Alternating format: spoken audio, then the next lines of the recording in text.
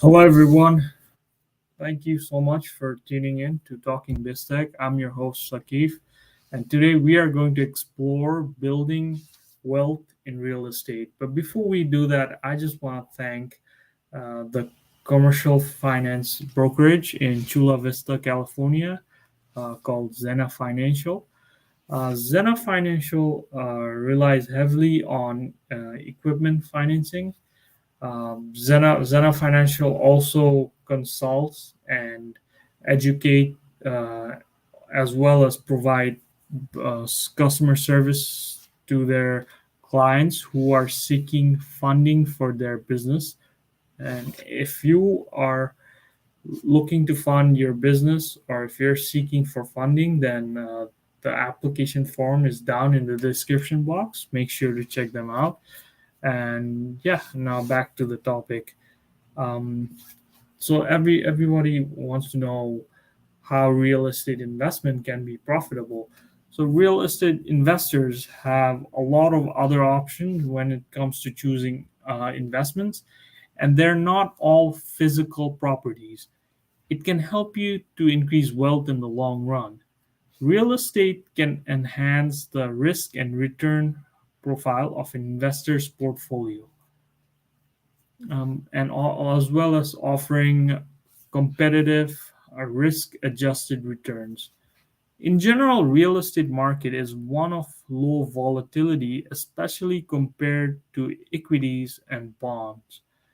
However, real estate is also attractive when compared with more traditional source of income return.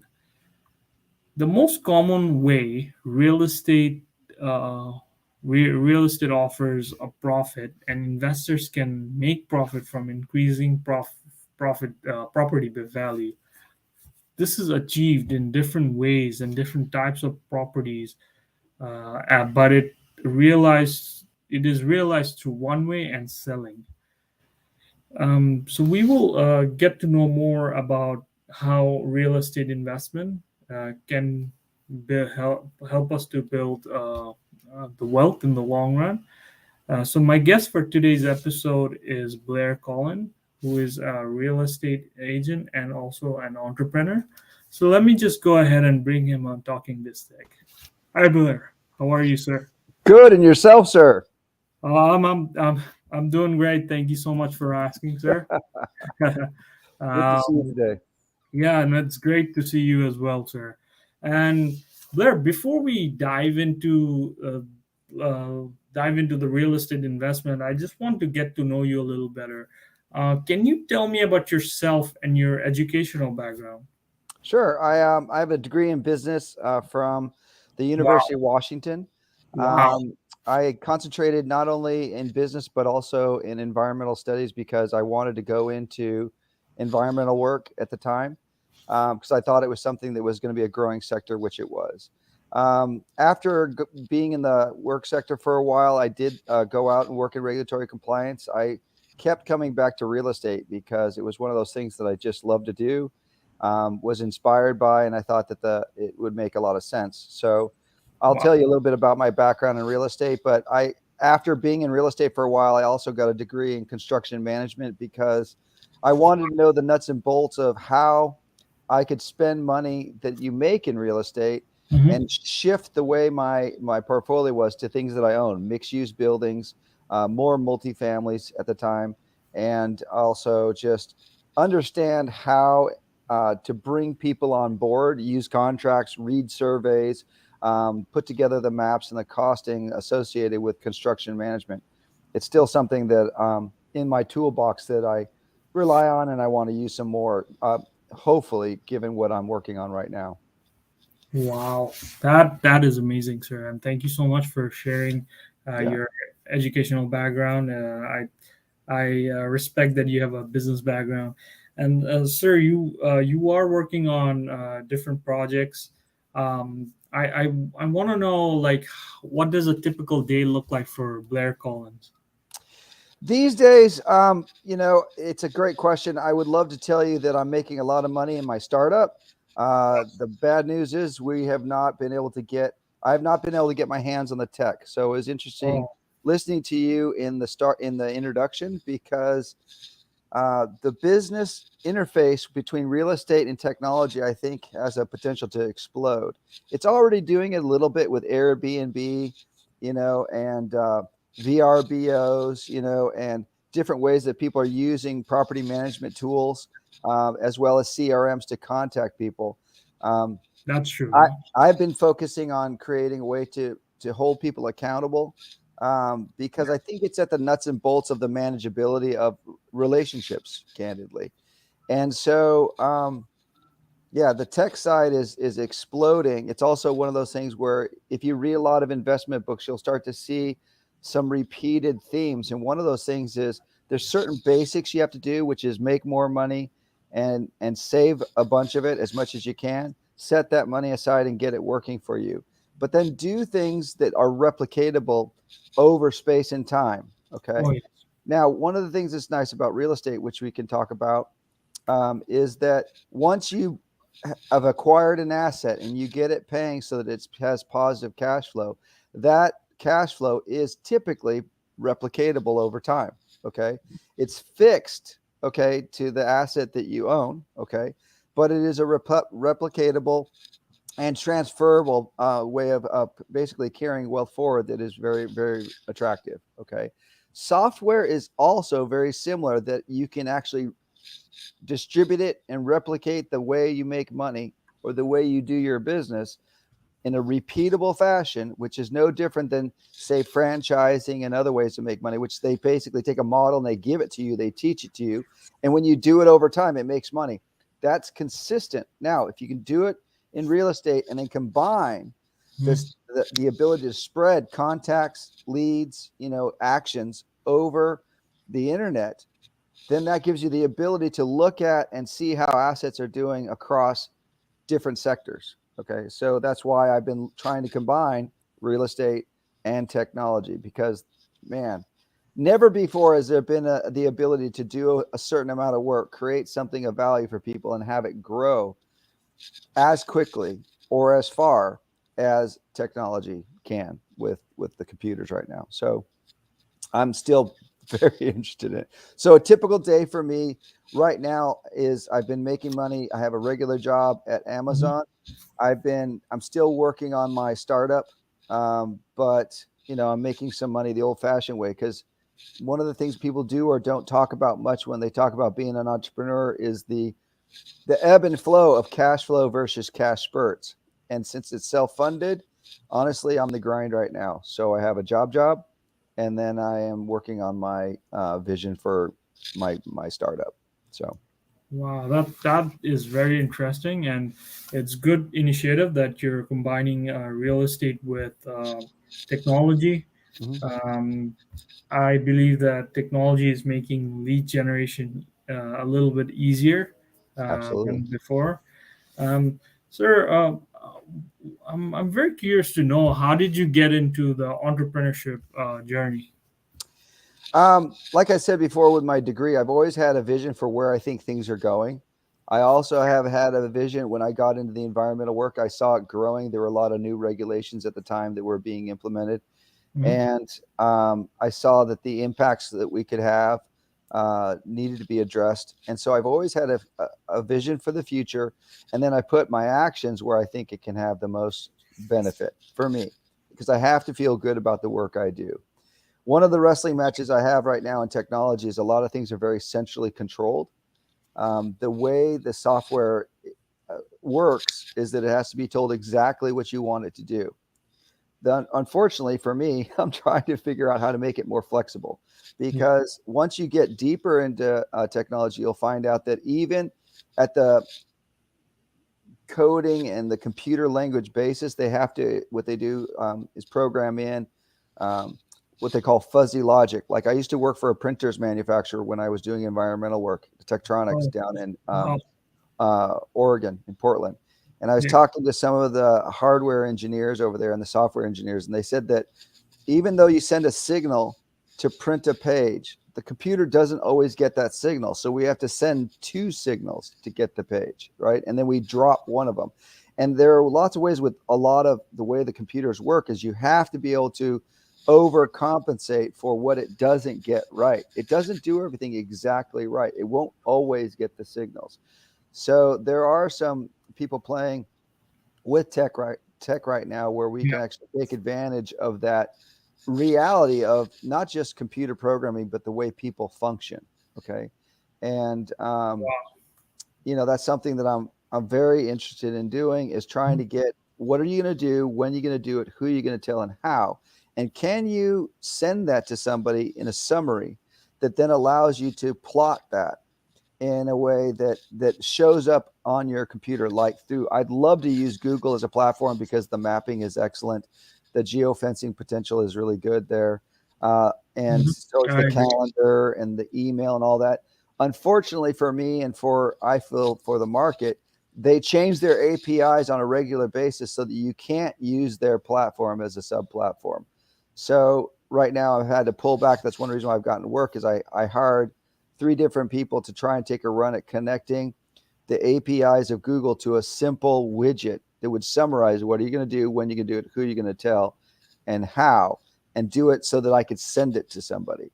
That's what I'm trying to get at. If I could do that in real estate and then connect it, I have a patent for my business is called Sober Screen and Sober Stepper. And Sober Screen is a process for using software to connect your actions as a client to the real estate, which is, if you're clean and sober, come and go into the property. So connecting the door locks to a breathalyzer and a saliva-based test so that you prove your sobriety on a regular basis. Now, is that market going to be something that's going to be a huge market for everybody and help everybody? No, but it would help me as the owner of the property provide a safe, Oh, clean, and sober environment for people that are early in recovery and trying to develop habits that help them over time. So if I could combine a software play that yeah. allows me to connect to other people that would help somebody in recovery, like a coach, a dietitian, um, an exercise person, a meditation, their sponsor, things Yeah. like that. And they could track, what are you going to do, when are you going to do it, who are you going to tell, and how. And we could do that in a consistent, simple format that uses the power of the tools of geofencing, your calendar, your communications with email or text or phone, right? Or video in this case, you know, something that summarizes that little simple what you're going to do. I have um, a widget design that is just simple to swipe it and send it, but I have to connect it to a very complex infrastructure, and right now I have not been able to do that elegantly. But if you can do that and combine it with real estate, you could hold people accountable for things like, are you sober in my environment? Or did you take out the trash with your roommates? Things like very simple manageability things I think people could use it for. Yeah. If it's relatively cheap, easy to use, and if not cheap, free would be great. But I'd like it to be cheap so it's not advertising based. It's just, did you do it? You pay a certain amount to be held accountable by the person in your circle. And if you can do that, and it can replicate, and word of mouth gets it that it's a useful tool for people, it could go out there and actually really help people, and then connect it to the real estate with the door locks, the breathalyzers, things like that. I could do sober living spaces. I have a patent for that. I also would like to apply it to things like elder care or dormitories, or places where people live not in single family units, but as people with an objective. They live in that space. They pay their bills for their space, which is, in my model, would be for their room, right? And then they do certain things to be part of that community, and it's tracked. If I could do that well and do it elegantly and connect it to other businesses, I could create a network of support for people that are able to specialize in what they do best. And then I would concentrate on this, and I would love to concentrate on travel, because the original idea happened because I was doing a lot of traveling and going to hostels. And I found that I was consistently getting an introduction to the place, a map. These are our hours. And then you'd come and go. As long as you did the certain things and followed the rules, they'd rent you a bunk or a bedroom for not much money, a lot cheaper than renting a hotel and things like that.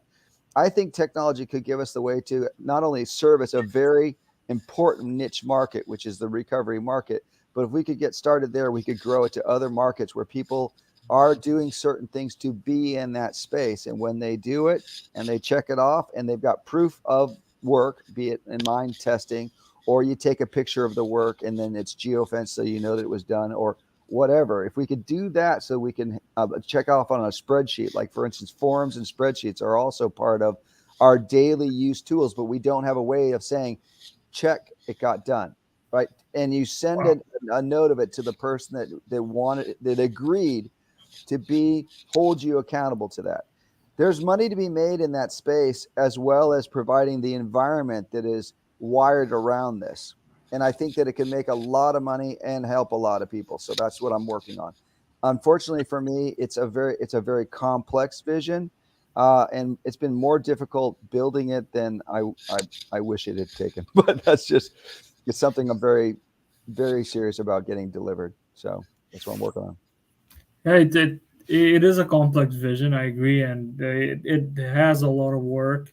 But I hope that technology can help you expand your market rather Yeah, than focus on the niche market.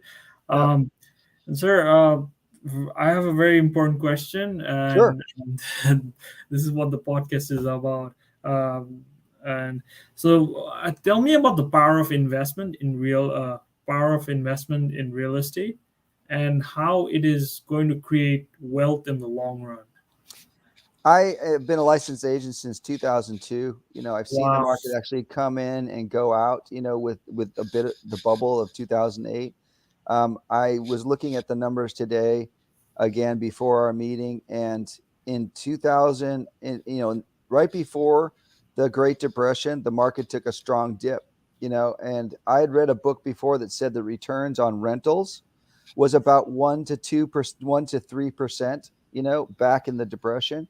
But looking at just the value, the purchase price, it actually dipped like 62 to 56% during the Depression. So Wow.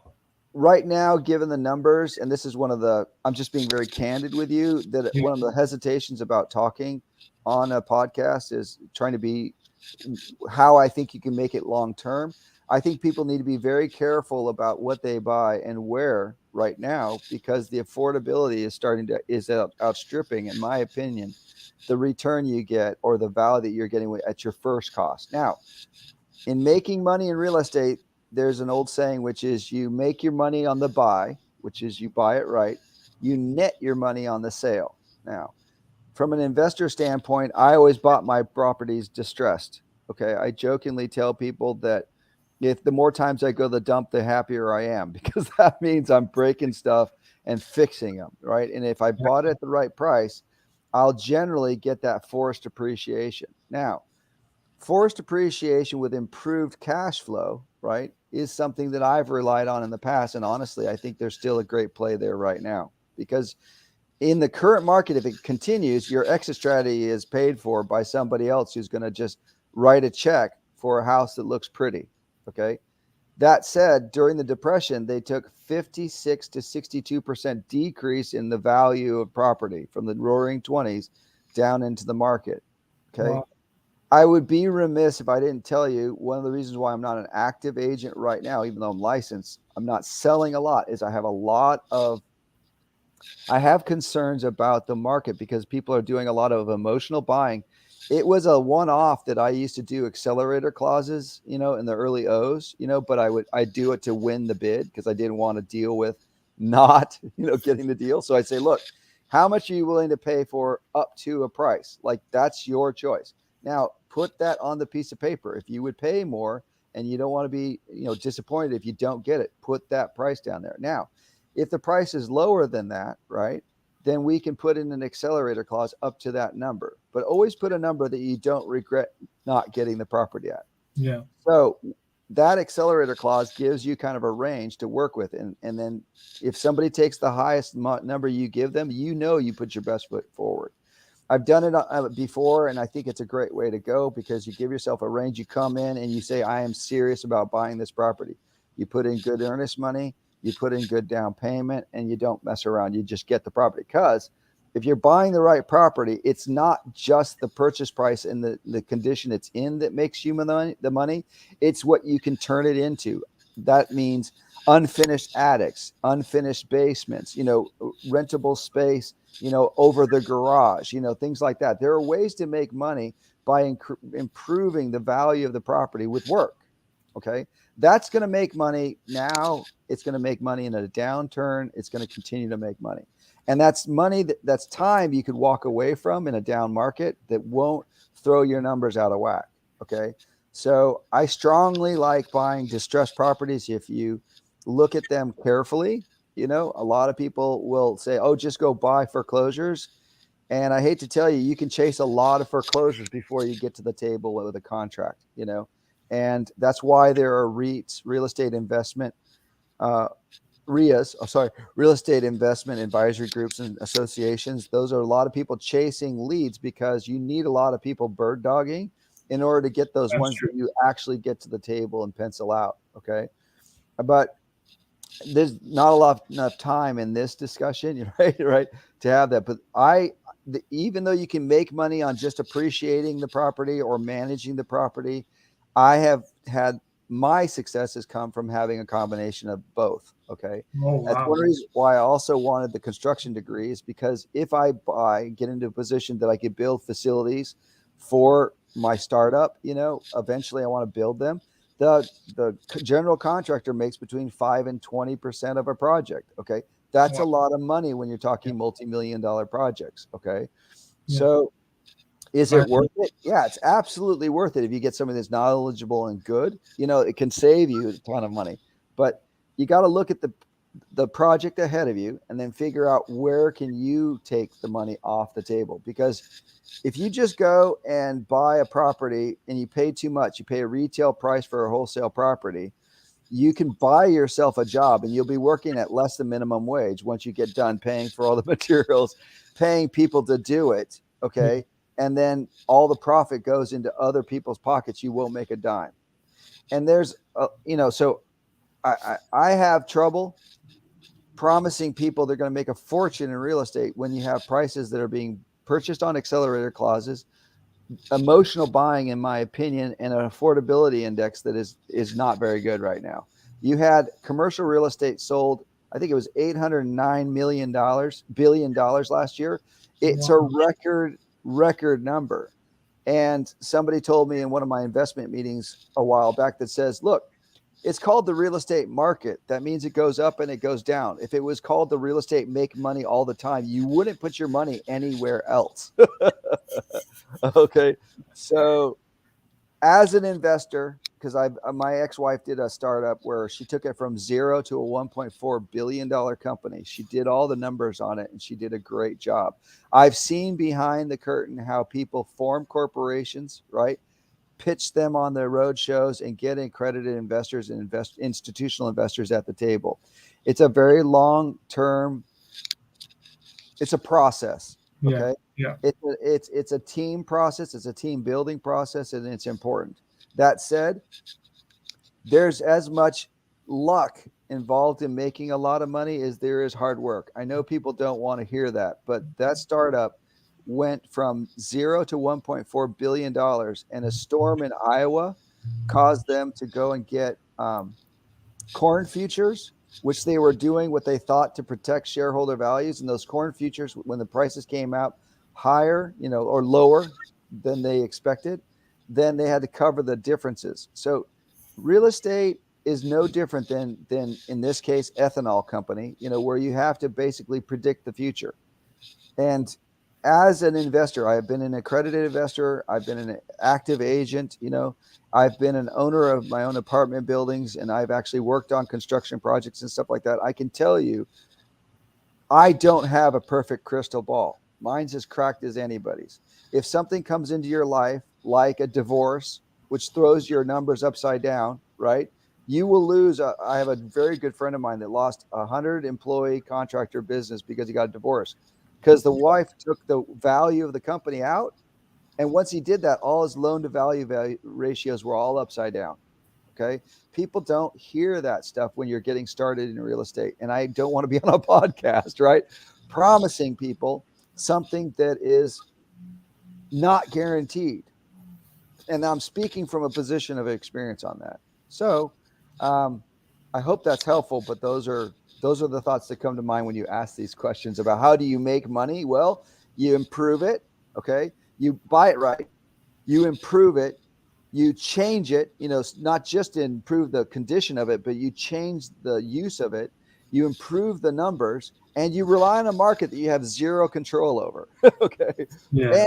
And you have people that you work with, and candidly, tenants that are in that mix that matter. Okay. They matter hugely. To have it be that we focus so much on stakeholders of shareholder value and stuff like that, and we don't consider tenants and employees as stakeholders in this process is crazy making. Okay. Yeah. Because they're absolutely important. Okay. They're critical. So I've always made my properties and I've done my businesses so that I would spend my money on them. I am self-funding my project. When I get it built, I hope to be able to offer it to people for cheap or free because I feel that that's where the value is. When we can renegotiate things and they get more and more value, yeah, I'll make more money. Okay. But it has to be renegotiated as a thing of value for that other person. Okay. And I never, ever want to forget how important it is to have people that are clients, tenants, employees, and people that actually are bringing money to whatever you're doing, because it's so important. So Oh, no, it's very important, and I agree with you. Everything has a pros and cons. mhm. And in fact, if you don't mind, I'm just want to go through Sure. the real estate investment the benefit of real estate investment with my viewers. Yeah. So basically, one is the rental property. It gives the real estate investor the chance to purchase a real rental property and able to recoup some money from rental income, and then the Yep. income are for those who are taking loans to purchase the properties. And then next one would be understanding the market, which is very important. Like you mentioned, it's in order to predict, right? We have to understand the market very well. Yep. There's a long-term security. So owning a rental property can afford investors a sense of security because of the property's appreciation in value over time. And Yes, then sir.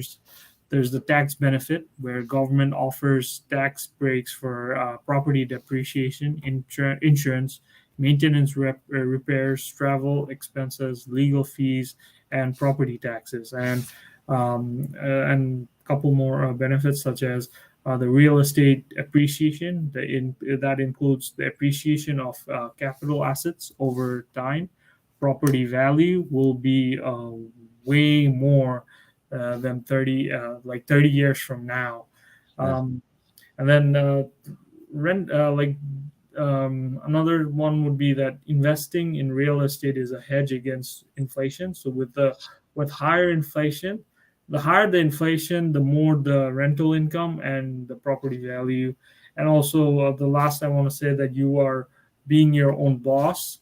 You can make your own decisions. So that's where, and you already explained it, and I want to thank you for that. It's like you have to be like careful about making your decisions, right?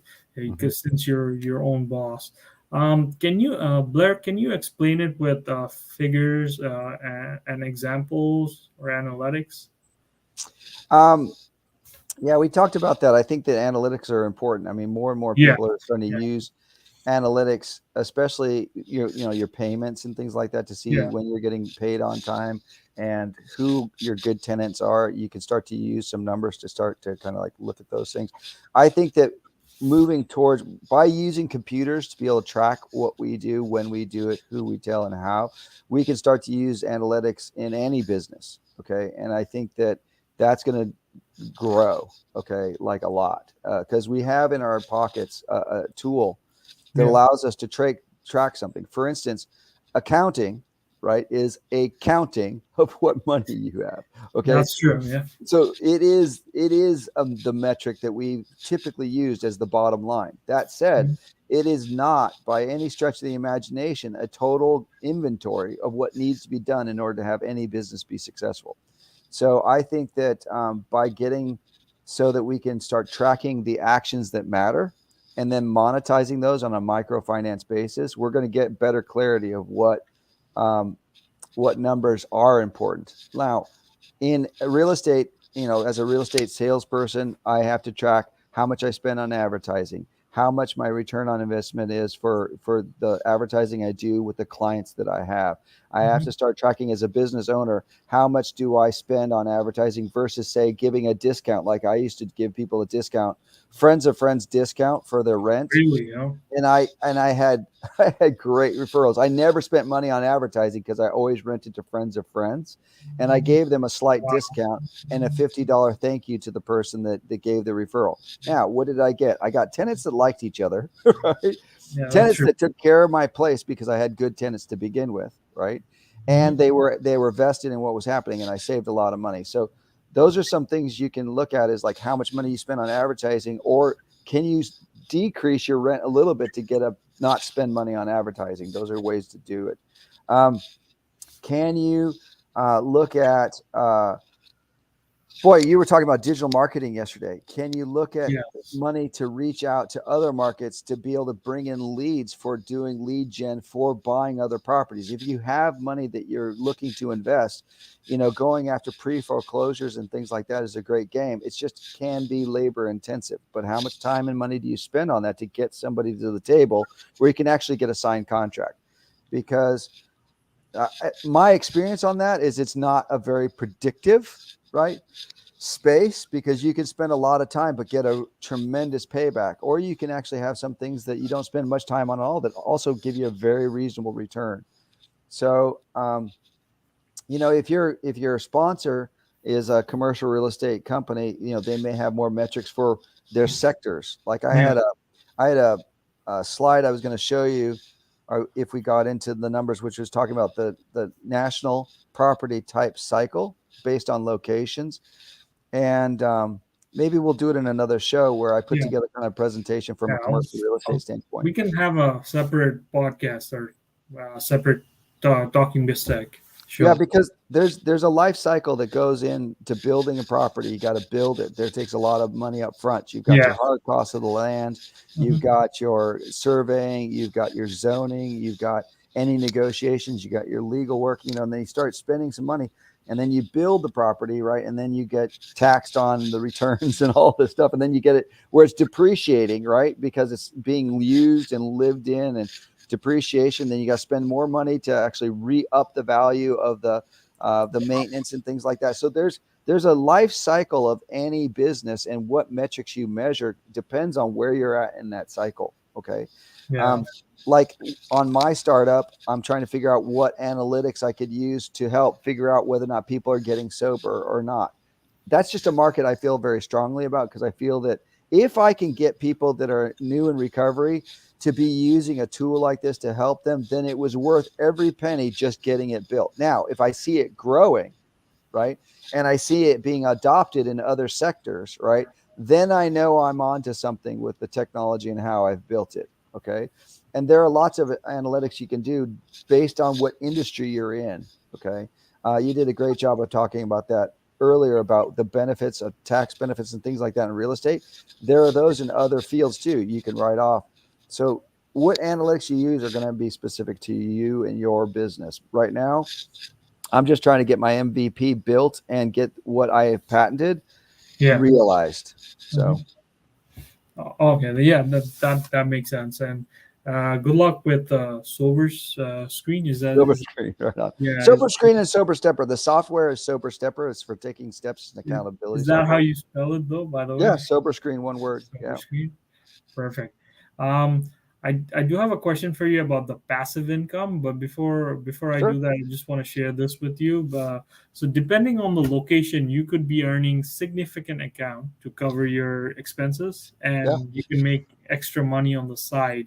Um, I want to know, how do you make passive income from investing in real estate? Um,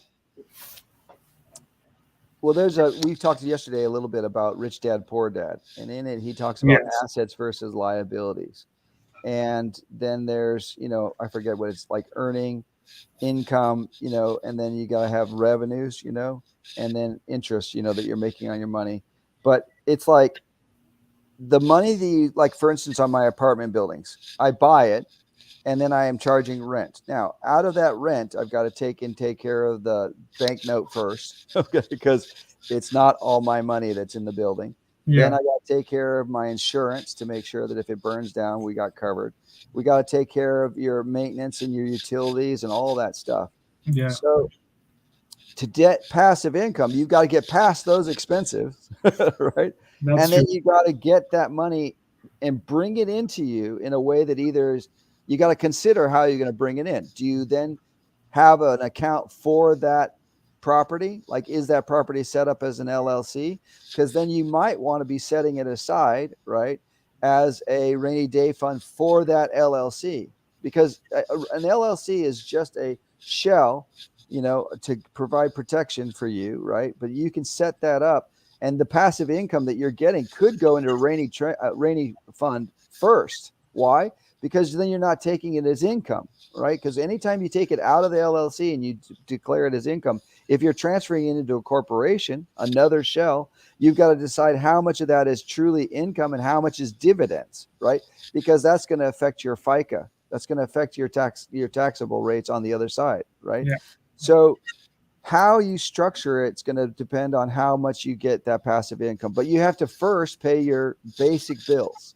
And I've had people tell me, well, I make over $100 over my basic bills, right?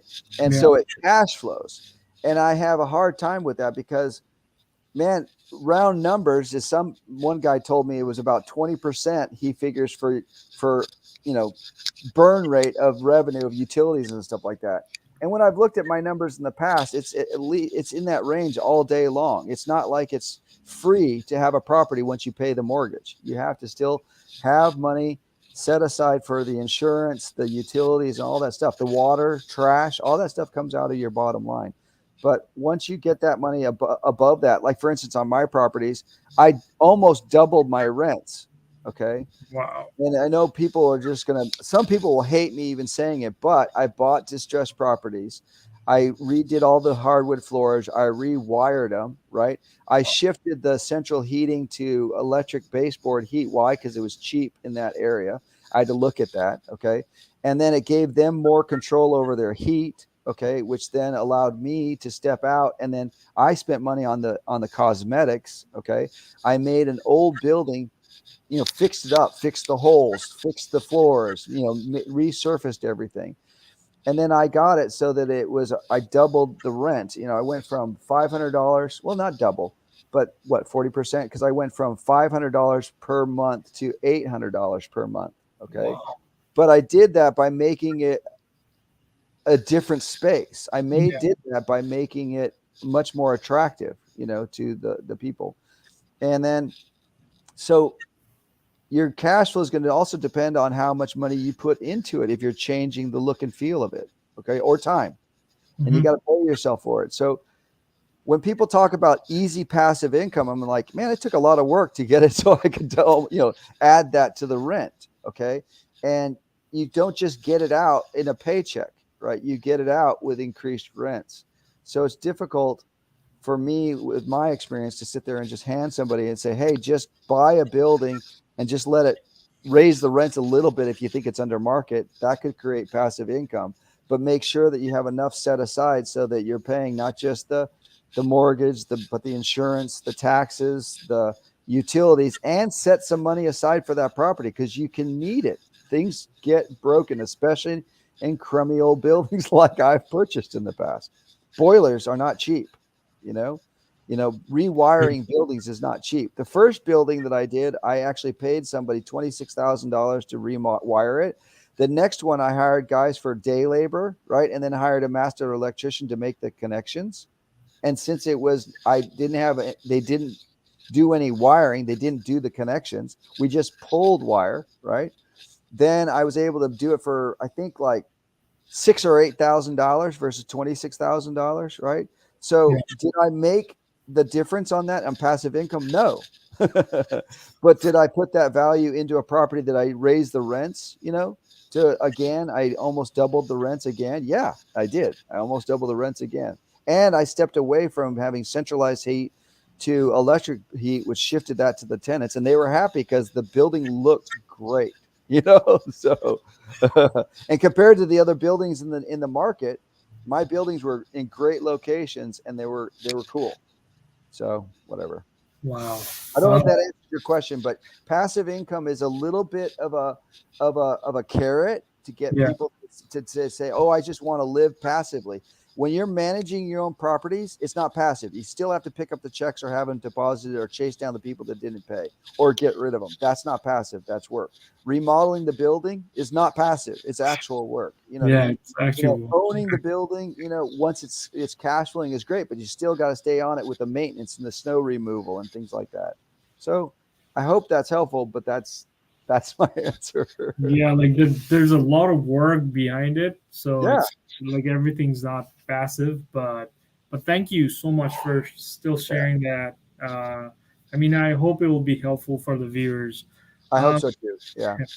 and going back to Sober Screen, are you working on any projects? Because you did mention that you want to combine real estate with technology. So, like, are you working on any other new projects? My Uh, hands are full just because I've been trying to learn how to program in Flutter and full stack development because I realized what I didn't realize. I'd hired 2 developers to build an MVP, but yeah. what they gave me in Boston, was not a functioning minimum viable product. It wasn't viable. I'd show Oh, what was given to me yeah. and it wasn't viable. So I'm having to take the pieces that were built for me Yeah. and try and get them so that they work and are more functional and present. Because I could tell you that it's what's behind the curtain is important, right? And that the plumbing that has to go in to build any app is critical. And yet I've had 2 different companies take a run at it and getting it built for less for the money that I've had available. I'm trying to figure out how to take the programming that was done Yeah. and debug it and get a working prototype myself. Once I do that, I really want to pitch people why I think that having houses that have more rooms instead of like a 2 bedroom place with only two actually one occupied, or a 3 bedroom place with 2 occupied, one as an office.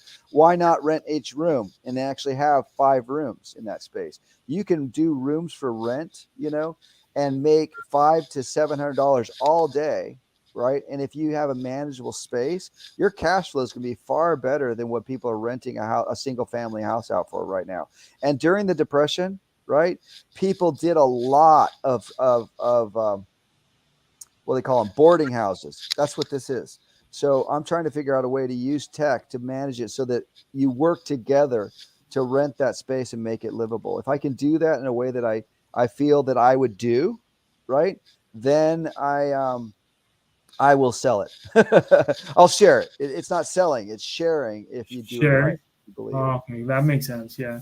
Yeah. And sir, we're almost near the end. I have Yeah. one last question for you. Sure. Let's say if I were to get into a real estate investment, what advice would you have for me?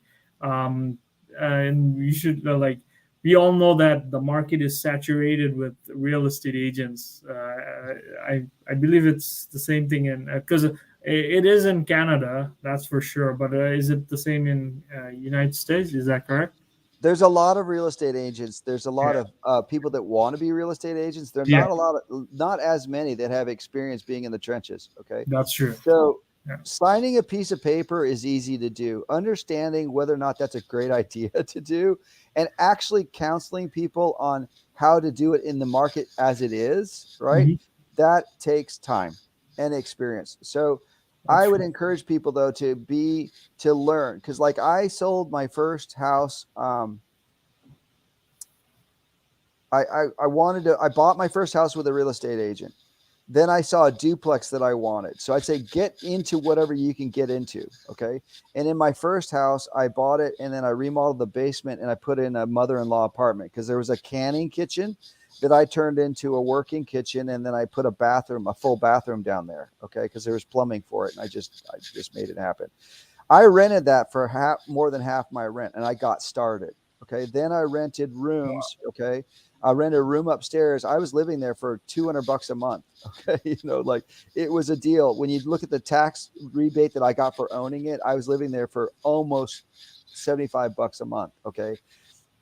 You got to get started, right? And then I looked at a house that was for sale by owner, and I did my own comps, and I did a spreadsheet where I did the valuations, and I looked at the cash flow of it, and I offered her far less than she was asking, but I had reasons why I thought it was worth less. Okay. If you want to be an investor, get used to offering people less if you want to make money. If you want to just make people feel good, offer them what they're asking. Okay. But if you want to make money, you're going to have to figure out how much it's going to cost you. Okay. So learn those things, get those abilities by doing. Okay. Then spend time at real estate investment groups. Okay. Don't spend a lot of money on coaching, because honestly, the best thing you could do is go to those meetings and be exposed to what they're doing. Okay. And then try and go down to the county offices, right? And go digging through the records and find out how many people don't return your calls, right? Right. And don't actually want to foreclose on their house. So pre-foreclosures are a great way to make money, but you're going to go through the grind, right? You might get lucky and get a couple real quick hits, but they're unusual. And that's why people that make money in real estate have these big groups for people to bird dog for them. Okay. Yeah. There's reasons why people with hard money are called hard money. They have to sometimes take the property back from somebody that was bright-eyed, bushy-tailed and found a potentially good deal, but might be getting underwater in it. Okay. It's called hard money because it's hard earned money on both sides of that contract. Okay. Wow. You have to learn that by kind of being around people that are doing it. I really recommend people get involved with those things. Read books, read Rich Dad, Poor Dad. It's a great start, but it's also things like Rich Dad, Poor Dad. He was making, I think I was told, $7,000 a month on passive income when he started that thing. He's made far more money telling people how to do something than he did initially doing it. Okay. As a realist, I was making well over that with my apartments when I was doing them. Okay. But it's still not like you're netting that money. Those are gross numbers. Any business owner will tell you, right? It's not free. Okay. No. So I hope that's helpful. I say, get started, get together with people that are interested in helping other people kind of come up, learn as you go and learn by doing. That's my strong recommendation. Thank you so much, sir, for the recommendation, the advice, your insight, and your knowledge. That was very helpful, and I hope it is helpful to all my viewers. And I would love to have you on Talking BizTech again. Blair. Thank you so much, and have a wonderful day. I'm just gonna turn off your screen. But you can just stay there. I'll get back to you. Right on. I hope it's helpful. Oh, yes. Thank you so much, sir. Once again. So, folks, thank you so much for tuning in. Do not forget to subscribe and hit the notification bell for more podcasts like this. I do Talking BizTech podcast every month. Thank you so much once again, and have a wonderful day. Bye.